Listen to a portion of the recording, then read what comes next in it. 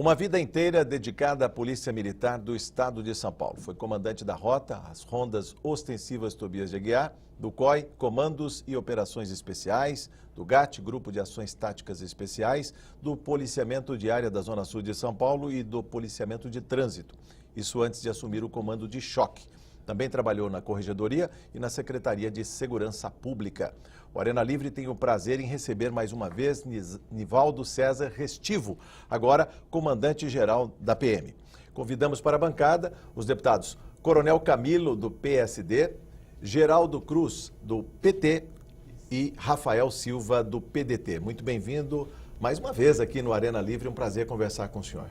Muito obrigado por mais uma importante oportunidade e poderemos debater temas importantes para a população, para a polícia e para a sociedade em geral. Em participação previamente gravada, o deputado Fernando Capês, do PSDB. Coronel, vamos falar de números da Polícia Militar. Aliás, eu passo essa incumbência para um ex-comandante-geral da Polícia, o deputado Coronel Camilo, do PSD. Muito bem-vindo a essa arena. Muito obrigado, um abraço a todos aqui, Geraldinho, Rafael, Jorge. Comandante, é uma enorme honra recebê-lo aqui na Assembleia Legislativa, nesse programa, para mostrar aí para a população de São Paulo a dificuldade, né, de comandar uma polícia desse tamanho. 43 milhões de habitantes, né, um enorme território de São Paulo, uma diversidade fantástica, né, com gente de todo lugar do Brasil. Quais são os números da nossa Polícia Militar em termos de estrutura, de homens, para fazer frente a tudo isso, né? Manter a segurança nesse grande estado mais pujante da nação brasileira?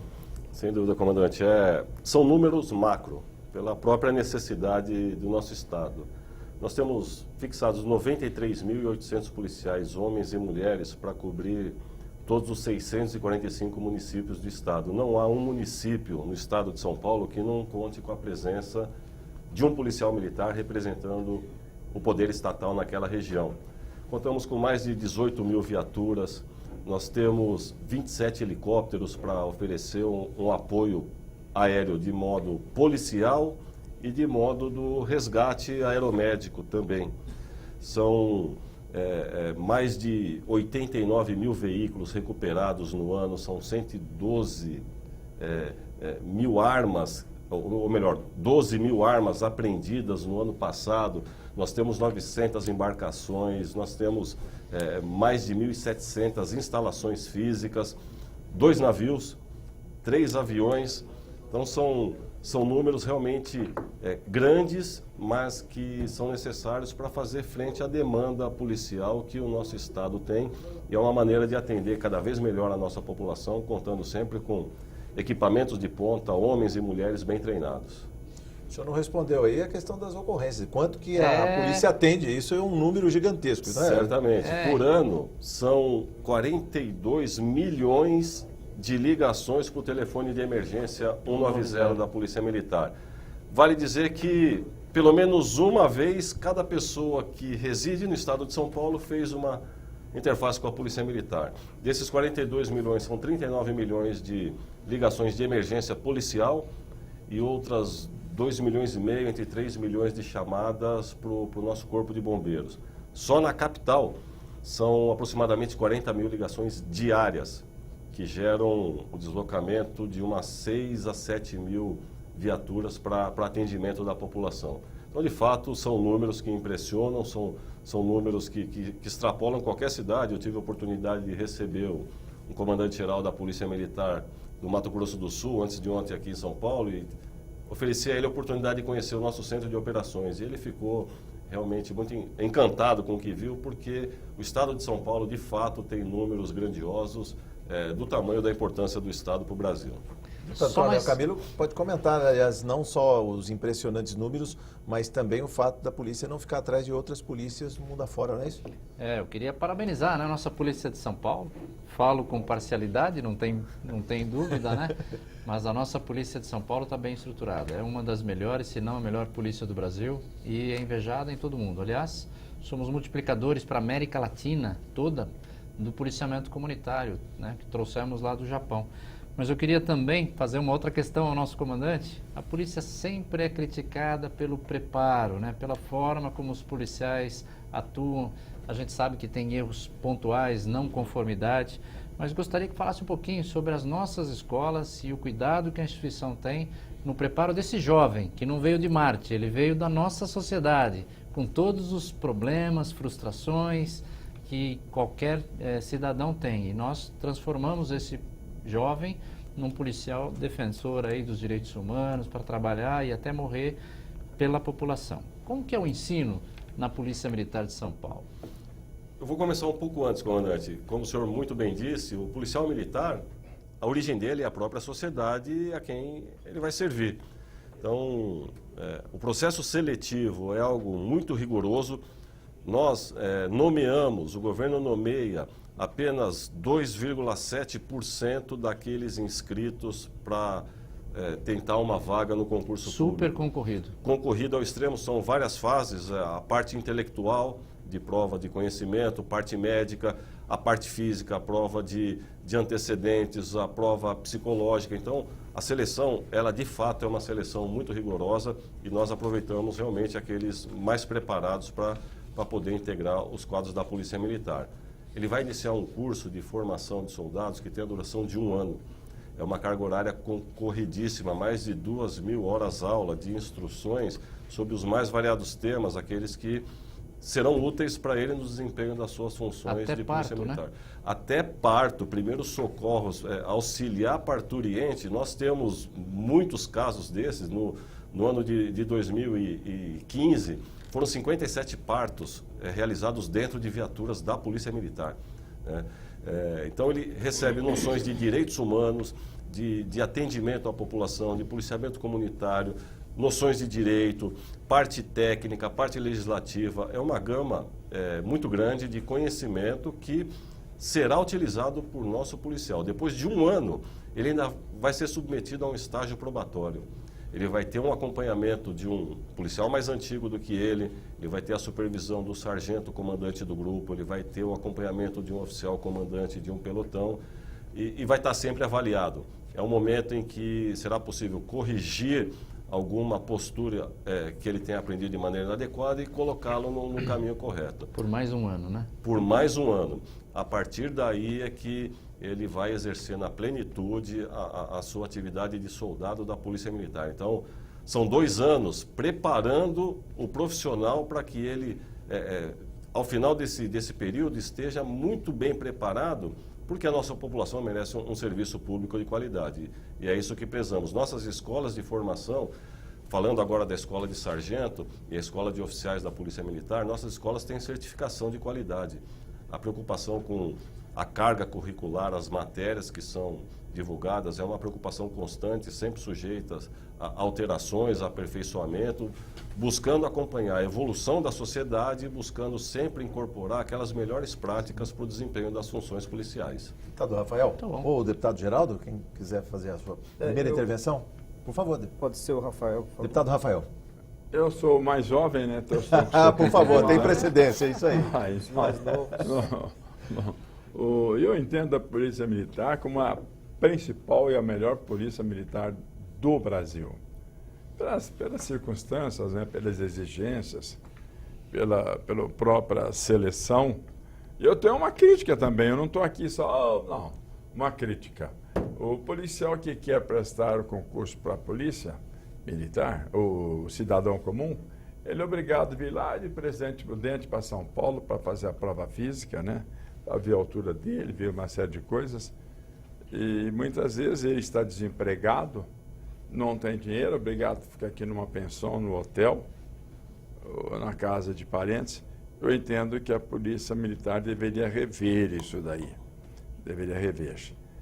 Mas, com respeito ao comportamento da polícia como um todo, é maravilhoso.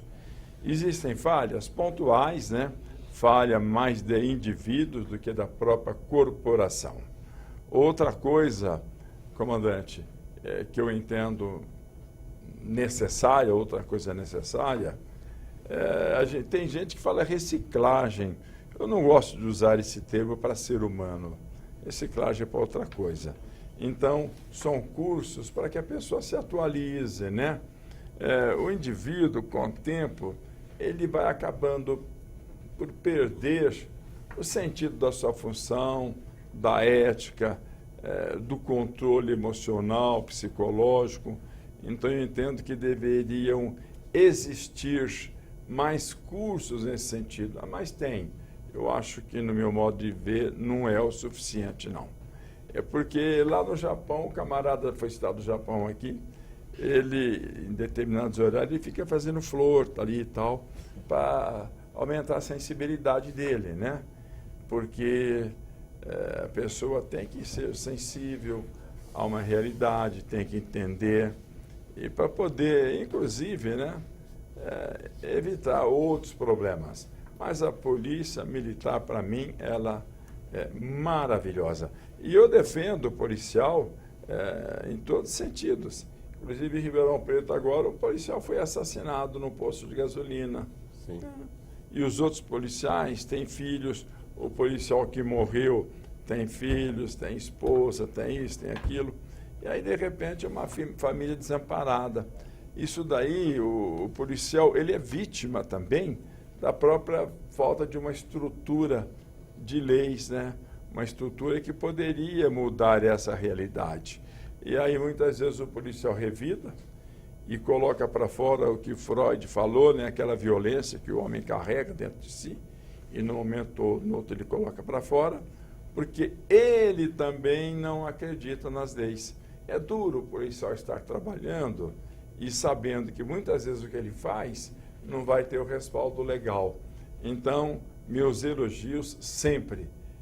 Coronel Camilo, o pessoal acompanha, Geraldo Cruz, deputado, acompanho. Eu faço questão de defender a Polícia Militar pelas dificuldades que a polícia enfrenta, viu? Coronel, então, Coronel, pode parabéns. responder. Deputado, agradeço a intervenção do senhor em retratar um problema que de fato ocorre, né? Quero deixar claro que a Polícia Militar, nós precisamos das críticas, daquelas críticas, como o senhor apresentou, de nos fazer melhorar, né? De fazer uma instituição crescer, diferentemente daquela crítica que não tem objetivo claro de crescimento, é uma crítica exclusivamente para denegrir a imagem de uma instituição quase bicentenária. Então, somos refratários a esse tipo de crítica, aquela que não nos ajuda, aquela que nos faz crescer, nós aceitamos muito bem.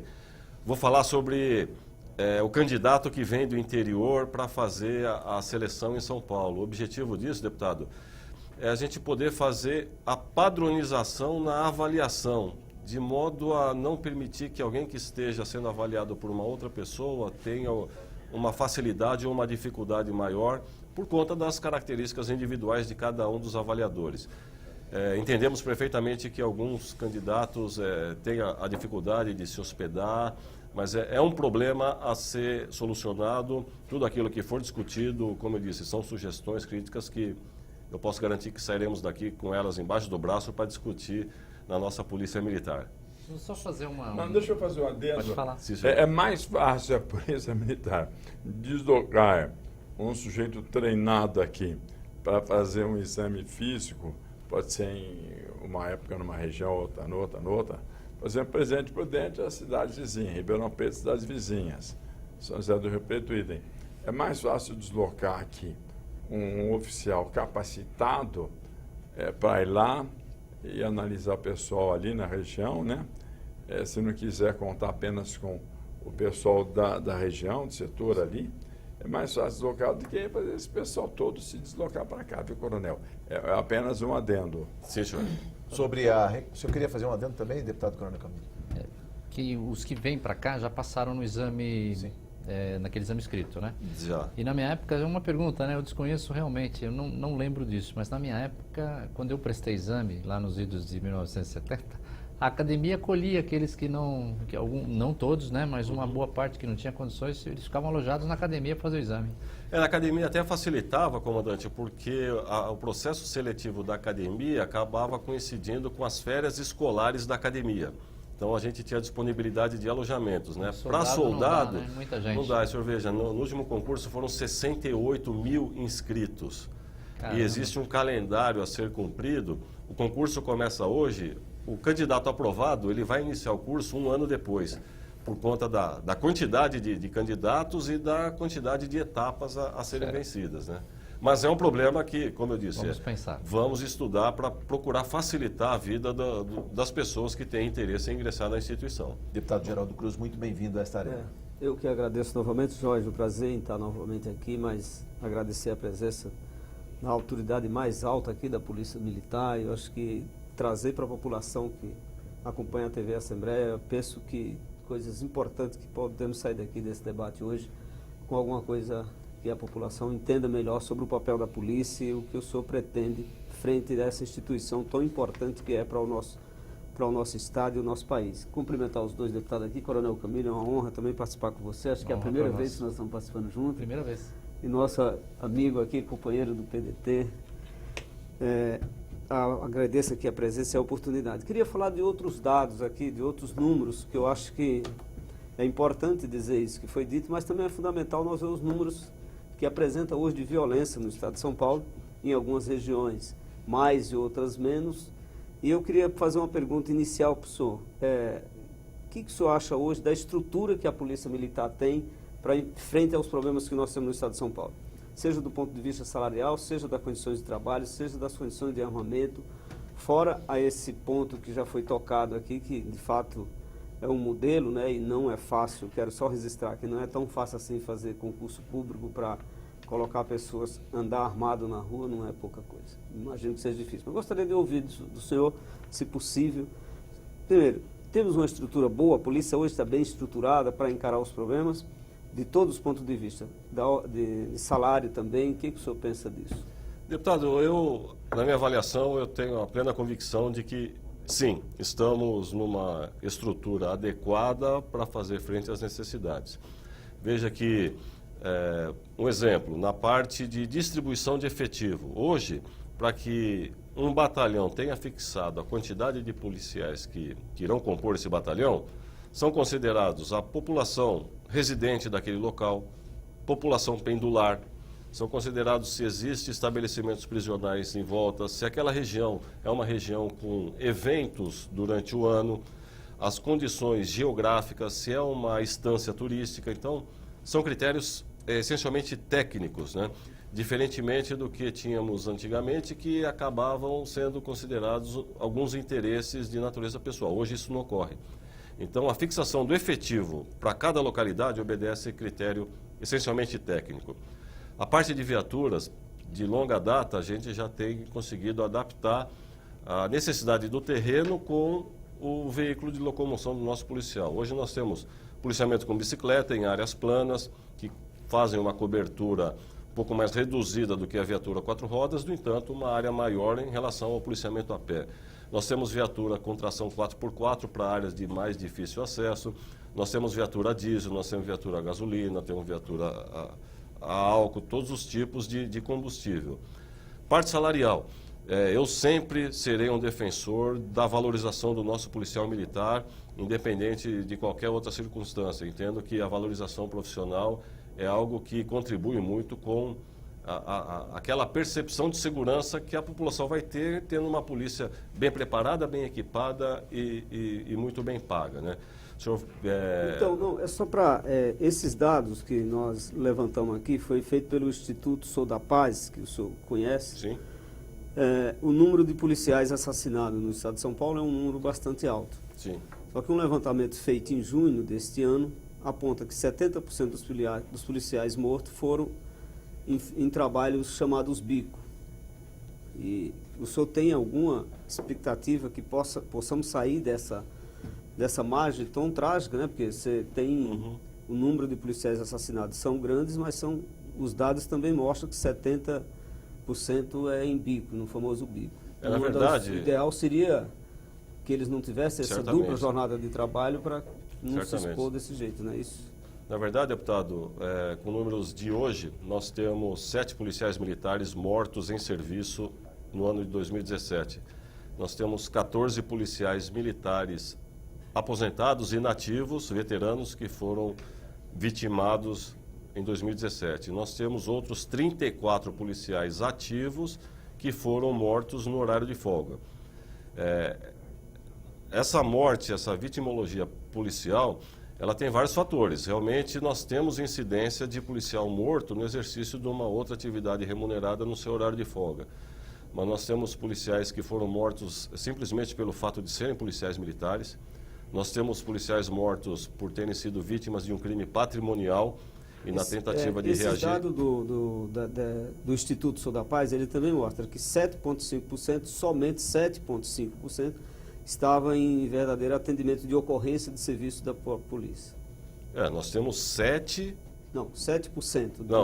Os números de hoje, 7 policiais militares morreram em 2017. Tá, eu estou falando dos policiais mortos que são assassinados no estado de São Paulo, 70% deles são nos famosos bicos, mas outros são em outros locais, e talvez não apontou ainda a pesquisa quais são, mas que 7,5% só esses são em serviço direto da Polícia Militar em ocorrência. Isso é um ponto que traz uma preocupação muito grande para a instituição policial e para o Estado de São Paulo, né? Nós aqui na Assembleia que sempre temos trabalhado numa forma de pressão, no bom sentido aqui, o governador, para que corrigisse os salários de todos os funcionários públicos, mas especialmente da Polícia Militar, que perde para estádio muito pequeno, como o Piauí, por exemplo, Roraima, por exemplo. O policial ganha mais do que no estado de São Paulo, já que somos um estado rico, somos um estado que, segundo alguns, é a locomotiva da economia do Brasil. Não chega tanto. Nessa linha ainda de violência, tem uma coisa que me preocupa, o número de violência em mulheres no estado de São Paulo, especialmente no interior. A cidade de São Paulo resiste num bastante alto, no interior chega a ser 3 vezes mais o número de violência à mulher. Quando eu fiquei lendo esses números, eu fiquei pensando, será por conta de poucos policiais? Que às vezes você vai numa cidadezinha do interior, aqui em São Paulo, muitas cidades, fica lá 2 policiais, não tem uma viatura, ele está na outra do lado. E aí o senhor me disse das estruturas, me desculpa, quero dialogar com o senhor aqui numa coisa bem franca, que é também para nós levar para o nosso acompanhante aqui do nosso trabalho na Assembleia Legislativa, porque me parece que não é bem essa informação, que temos viatura para tudo, etc. e tal. Há uma dificuldade ainda de viatura, pelo menos em algum lugar. Quando o senhor falar sobre esse assunto, desse ponto, eu volto a esse assunto da estrutura aqui, que tem uns dados que parece que não bate bem com o que foi falado. Vamos esclarecer os dados. Vamos esclarecer, então, vamos. Esse da violência que o senhor pode... Então, em relação à violência, até discutíamos isso agora há pouco, né? Temos alguns instrumentos, algumas ferramentas que podem contribuir. Segurança pública é um dever de Estado, mas precisamos contar com a colaboração de todos, e esse todos que eu cito, entenda-se, comunidade, a sociedade. Temos programa de vizinhança solidária que pode contribuir muito com esse aspecto de prevenção. Nós temos a prevenção primária, que os municípios precisam colaborar na iluminação de vias, cercar terrenos abandonados, podar árvores, uma série de providências, de maneira primária, contribuem com a segurança.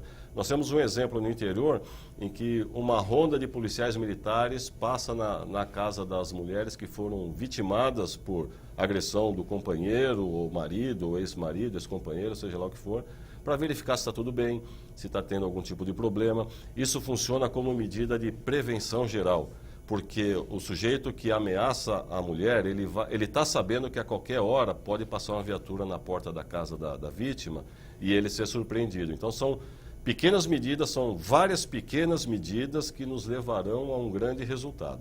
Sobre policiamento, deputado, ainda há tempo neste bloco para fazer mais uma pergunta ao deputado Coronel Camilo aí, simplesmente questão do vizinho, né, solidário. Primeiro, vou complementar um pouquinho. Só pelo gancho, pela oportunidade. Sem dúvida, só para deixar claro para todos também, aqueles que nos assistem, né? A violência mais difícil da polícia combater é a violência doméstica, que é a maioria que gera a violência contra a mulher. A polícia tem uma preocupação muito grande, o comandante falou, tem um caso que eu até trouxe aqui na Assembleia, num café aqui com o deputado, de um programa chamado Família Segura, que faz exatamente isso que o comandante falou. Isso acontece em várias regiões do estado, essa era lá na região de Registro, chama-se Família Segura. A patrulha realmente vai lá, vê quem já foi agredido, né, e evitou aí naquela região quase que 100% da reincidência na agressão. Isso é muito importante. Agora eu gostaria de fazer uma outra questão também, dentro da linha aí de direitos humanos, né, do respeito ao cidadão. Sabemos que a razão de ser, né, da polícia é a própria população. E foi norteado nisso que a polícia desenvolveu 3 princípios básicos, né? Respeito aos direitos humanos, a gestão e a polícia comunitária, que eu acho que faz um pouquinho diferente ao que o nosso deputado está falando. A estrutura é pequena, sem sombra de dúvida, mas gostaria que o senhor falasse um pouquinho sobre, né, o desenvolvimento desses 3 princípios no atendimento, no preparo, inclusive, do que a população pode, como que a população pode ajudar a polícia. Tá ok, comandante. Como o senhor disse, a Polícia Militar hoje ela é sustentada pelo tripé gestão pela qualidade, policiamento comunitário e incondicional respeito aos direitos humanos. Gestão pela qualidade, nós aperfeiçoamos processos, treinamentos, equipamentos, estudo de novas metodologias de emprego, buscando ideias em outras polícias irmãs, outras polícias de cunho internacional.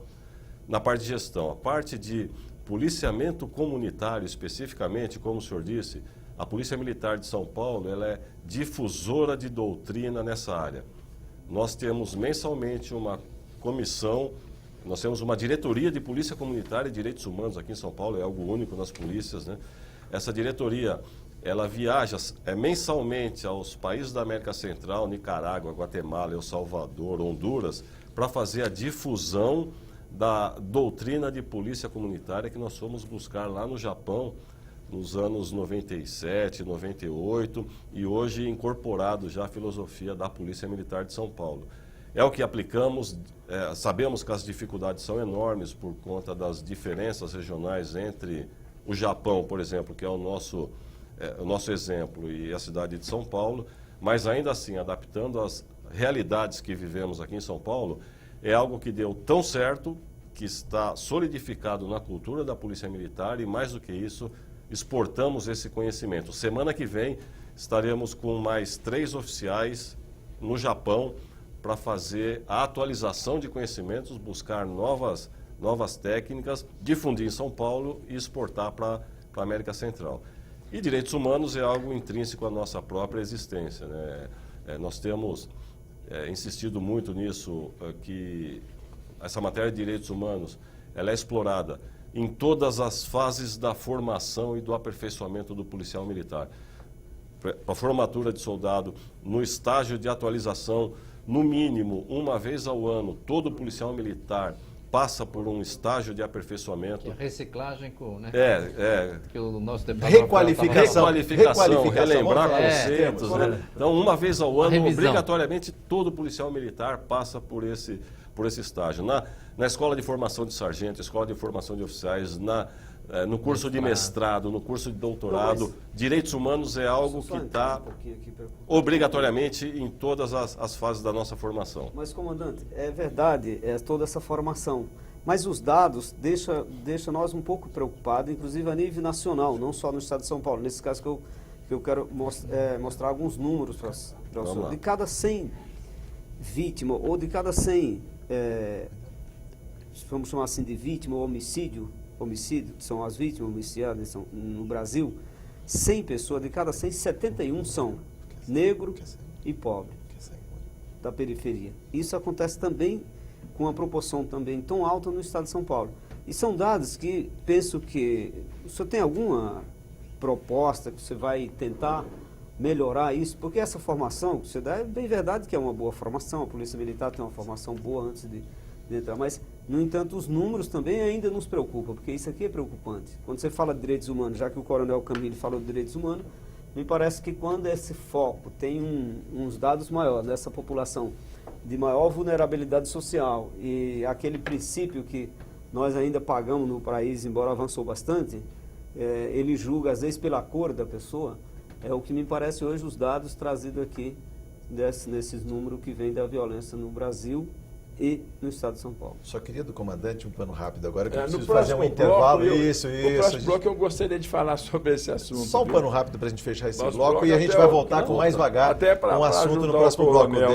Coronel. Tá ótimo. Então, o que eu tenho a dizer é que esses números não são consequência da formação policial. Sim. A vitimologia da população independe da formação policial. Nós trabalhamos sempre com a redução de letalidade.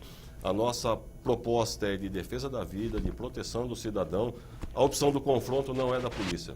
O confronto ocorre para que o policial possa defender a própria vida ou defender a vida de terceiros. Então, a porcentagem de cor, raça, religião, credo, seja lá o que for, não é uma opção que está sob o domínio da Polícia Militar e não tem nenhuma relação com a formação profissional. Vamos falar mais sobre isso no próximo bloco do Arena Livre, que volta em instantes. Vamos voltar ali.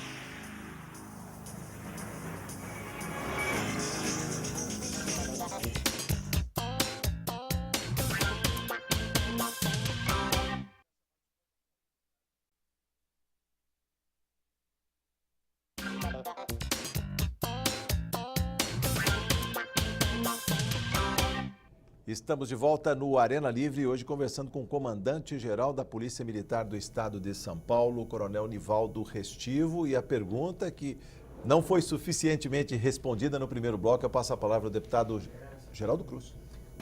Nós estávamos dialogando sobre o papel da polícia nesses dados que aparecem no Brasil hoje. De cada 100 vítimas, 71 são jovens e negros. Isso é uma coisa que nos preocupa, apesar de que o coronel já falou da formação da polícia, mas eu não disse nem em momento algum, as pesquisas mostram que a polícia deixou de ser preparada para isso. Mas me parece que tem um problema sério aí que, apesar de todos os avanços que houve contra a discriminação racial, contra preconceito no Brasil, mas isso é um reflexo direto também aqui na força policial, no trabalho da polícia, porque esses números não sou eu que estou inventando, são dados que estão na própria Secretaria de Segurança dizendo isso. E a minha pergunta é qual a proposta que o senhor tem para tentar resolver esse problema, que é um problema gravíssimo, não vai se resolver por decreto, não será por uma ordem daqui ou dali, mas é um número que nos preocupa. E o outro ainda, no dado das violências em São Paulo, a violência no interior de São Paulo, que ainda não ficou claro, com as mulheres, por exemplo. São 3 vezes mais do que na capital paulista, fazendo esse levantamento do interior mais. Eu perguntava, será que é falta de prevenção da Polícia Militar, que algumas cidades, que eu disse que já visitei cidade que tinha uma viatura policial com 2 policiais. Cidade com 4, 5 mil habitantes, que ela fica numa região, isso talvez pode ser um dos números. E infelizmente os números aqui é acrescentado ainda nas cidades pequenas muito mais, no caso das mulheres. Muito bem, deputado. Vamos falar sobre a letalidade, né? A Polícia Militar tem uma preocupação contínua, incessante, na redução da letalidade e da vitimologia policial. A letalidade envolve pessoas na prática de crimes. Então, a polícia não privilegia determinadas pessoas em função da sua cor, do seu credo, da sua orientação sexual, absolutamente nada disso. A polícia é uma instituição encarregada de fazer cumprir as leis. Como eu disse ao senhor no bloco anterior, a opção do confronto não é uma opção policial. A polícia está nas ruas fazendo patrulhamento 24 horas por dia para levar a segurança para a comunidade. Mas então esses números é porque é essa classe social que cria mais confronto? Não, eu não sei dizer ao senhor, o que eu posso garantir ao senhor que esse número de 70% de negros, pardos, pobres ou jovens não são números que revelam a atividade policial em relação ao confronto. Mas a polícia não escolhe com quem vai praticar o confronto, porque o confronto é uma opção do infrator, não é uma opção policial. Mas coronel, eu estou falando de números aqui que é fornecido pela própria secretaria, não sou eu que inventei os números. Antes aqui era o Instituto Eu Sou da Paz, que é um instituto que tem aqui em São Paulo, que faz esse trabalho muito bem feito sobre a questão da violência. Mas se o senhor me diz que não há uma questão, vamos dizer aqui, ser claro para que as pessoas que estão nos assistindo, elas entendam. Se não há um problema de racismo aqui, então o senhor está dizendo que as maiores pessoas que procuram causar problemas são essas pessoas? São jovens, pobres e negros? Ou estariam mais expostos? Eu disse que, não é nem isso. Porque assim, de cada 100 homicídios, 71 são jovens, negros e da periferia. Como se explicam isso? Eu não questiono os números que o senhor está apresentando. Sim. Eu não estou questionando os números. O que eu digo é que esses números não têm vínculo com a atuação policial. Reitero ao senhor, a polícia vai intervir sempre que estiver diante do cometimento de uma infração penal. E o que o senhor acha que é isso, então? Eu preciso estudar o que o senhor está querendo dizer com isso. O que eu posso garantir é que, primeiro, os números que o senhor está apresentando eu não os contesto. Segundo, a Polícia Militar não contribui de uma maneira tendenciosa para que esse número chegue no patamar que o senhor apresentou. O senhor quer ter uma ideia? Nós temos inúmeros policiais militares, pardos, negros, pobres, que moram na periferia. Como eu disse, a nossa instituição é formada por pessoas que saem da sociedade. A grande maioria dos nossos policiais militares, eles moram na região periférica. Eles não tiveram uma possibilidade de educação elitizada. Eles são o extrato da sociedade. Então, nós não temos preconceito.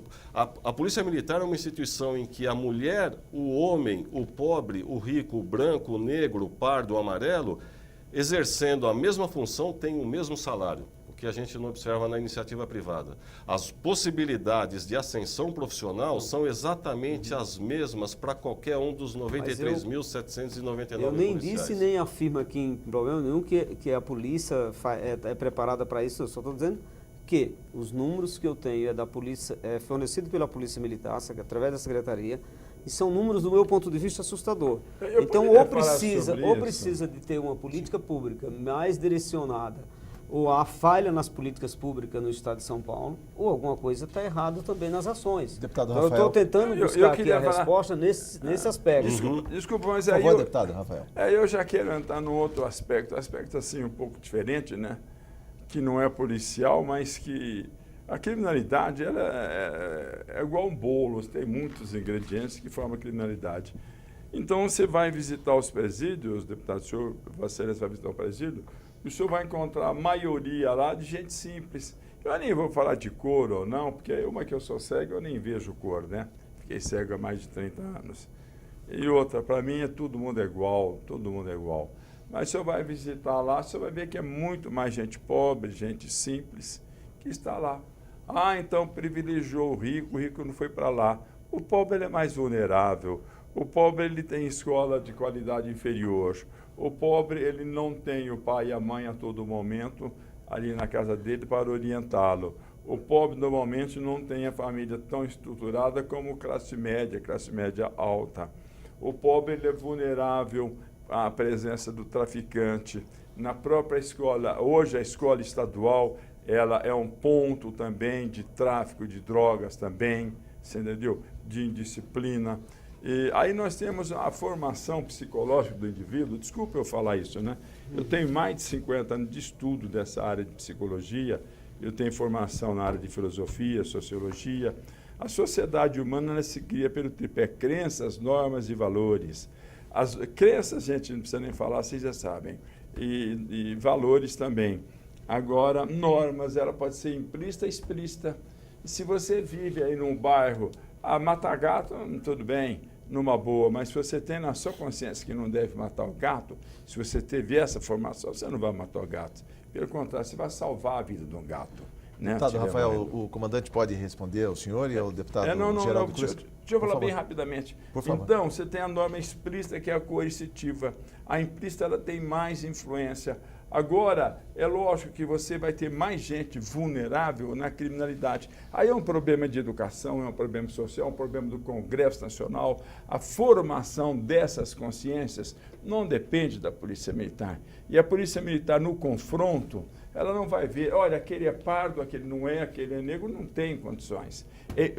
O pardo, o branco pobre também, não é só, e o negro pobre, eles são vítimas de uma realidade. Quer dizer, e a polícia, me desculpe, né? Eu fiz uma palestra uma vez para oficiais e eu falei isso daí.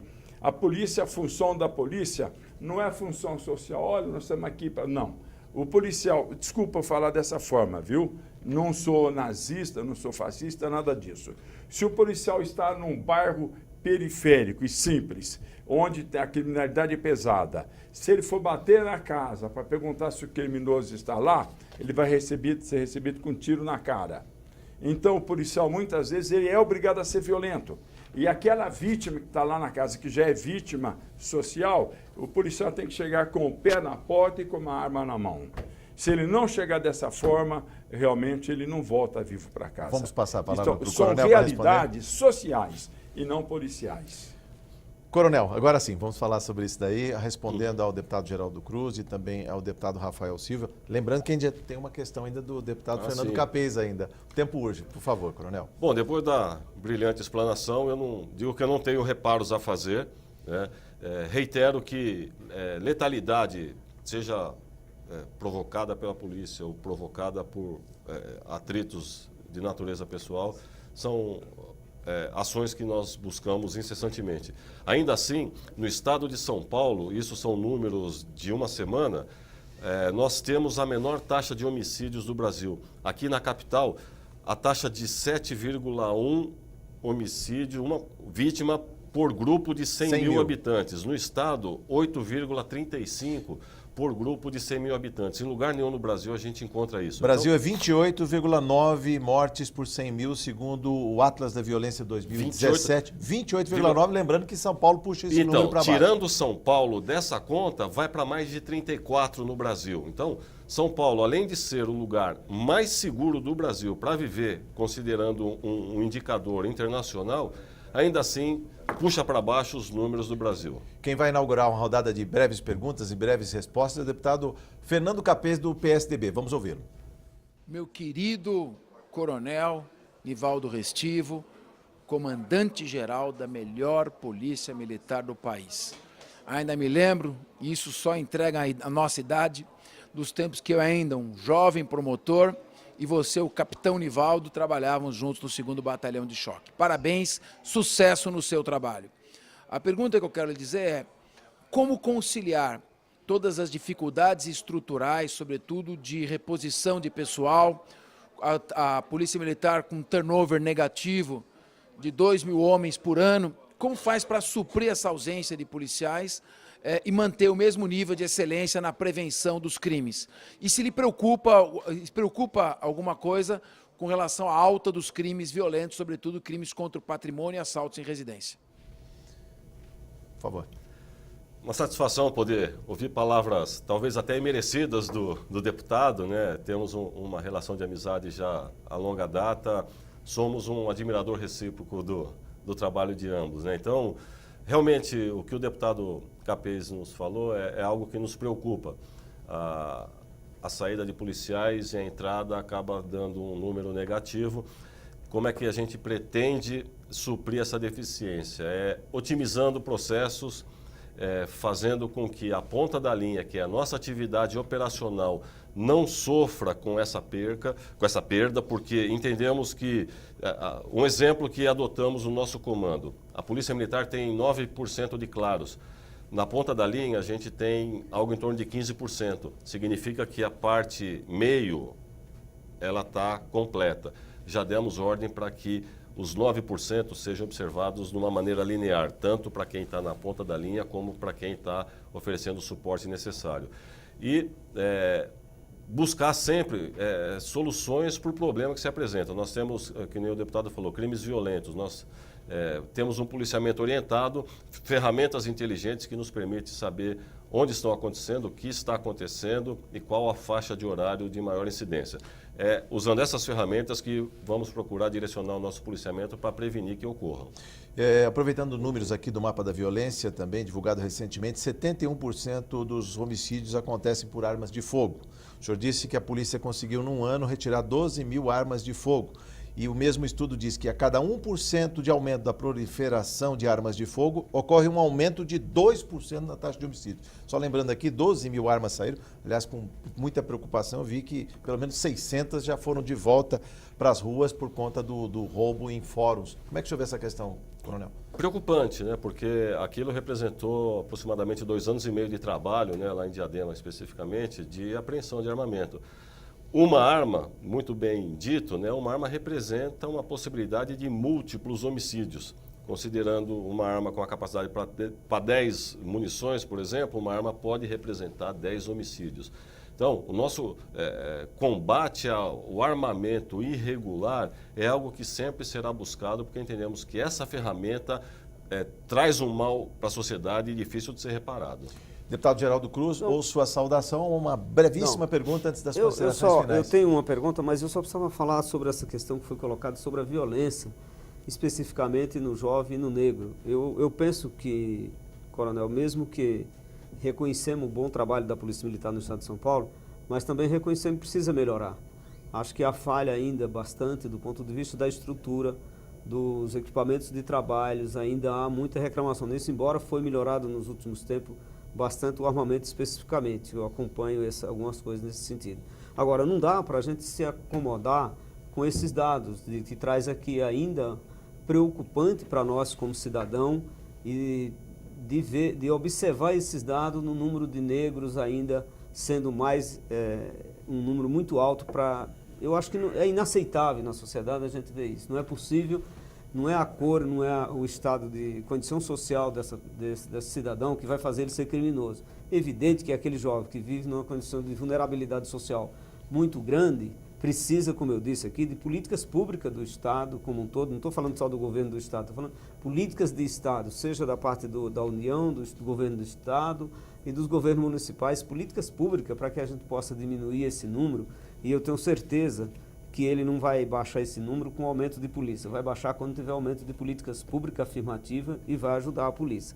Uma outra questão que o senhor falou aqui, que eu falei no começo, sobre a questão dos equipamentos que Vossa Excelência tem. No 36 Batalhão,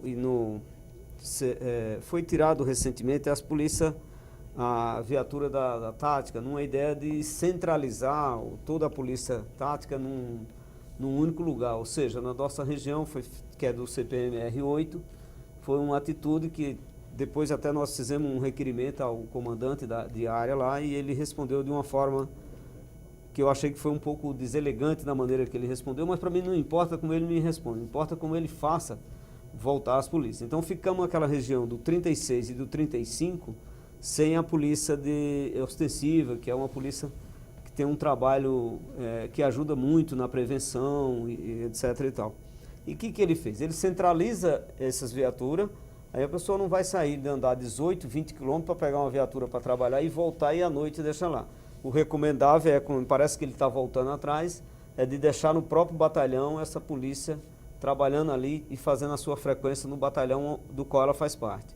Ele voltou atrás. Mas ele disse a um jornal lá da região que ele ia demorar um pouco até que saiu o decreto regulamentando essa situação, mas ele espera um prazo ainda receber 6 novas viaturas que ele não tinha condição de colocar em prática imediatamente, possivelmente pode demorar uns 3 a 6 meses, ele fala isso aqui. Aí, como eu perguntei para Vossa Excelência que eu sou sobre a estrutura, o senhor disse, não, estamos bem de viatura, então alguma coisa não está batendo aqui, talvez essas viaturas não chegou ainda no 36 e nem no 25, que é especificamente que é ali na nossa região da BR-116. Embu das Artes. Mas Embu das Artes, Taboão, Tapicerica, tem toda aquela região. Por fim, agradecer mesmo novamente aqui a sua e desejar muito boa sorte nesse comando aí, que eu sei que não é um desafio dos mais fáceis que o senhor está pegando, mas tenho certeza também com a experiência que você tem, você vai dar conta muito bem lá, esperamos nós. A saudação do deputado Rafael Silva, antes das suas considerações finais. Comandante, por favor, deputado Rafael Silva. A Polícia Militar, ela tem uma função e quem esperar que a polícia vai resolver o problema da criminalidade, tira o cavalo da chuva, ela não vai resolver, ela pode minorar a situação. Agora, o deputado falou com propriedade, quer dizer, o equipamento não é suficiente, o número de homens não é o suficiente, o coronel não pode falar isso, porque a função dele realmente é outra, né? Não é de criticar a polícia. E eu nem estou criticando a polícia, estou criticando a estrutura do próprio Estado. Você vai numa cidade pequena, está terrível, agora não tem delegado, tem uma viatura com 2 policiais à noite. Aí tem uma ocorrência, essa viatura é obrigada a se deslocar para uma cidade lá distante para poder atender a ocorrência na delegacia. Aí fica desguarnecido, quer dizer, não é culpa da polícia. Agora o problema social... Sua saudação, deputado, nosso tempo urge, senão o comandante não vai ter a sua... O grande problema do aumento da criminalidade. Visite as cadeias, você vai ver que são pessoas vulneráveis desde criança. Suas palavras finais, comandante, respondendo inclusive a pergunta do deputado Geraldo Cruz. Agradeço, digo que compactuamos das mesmas ideias em relação a não poder ficar acomodado naquilo que temos, precisamos buscar o aperfeiçoamento constante, buscar o respeito à dignidade humana, isso é algo que temos em comum, deputado, garanto ao senhor que não vamos descansar, na busca desse objetivo. Em relação à centralização das viaturas, foi criado o 5º BAEP, que é um batalhão de ações especiais de polícia. Uma experiência bem sucedida em 4 outros lugares e lá na região de Osasco e outros 15 municípios que compõem o CPAM8 foi fundado o 5º BAEP, já está em funcionamento com o decreto do governador.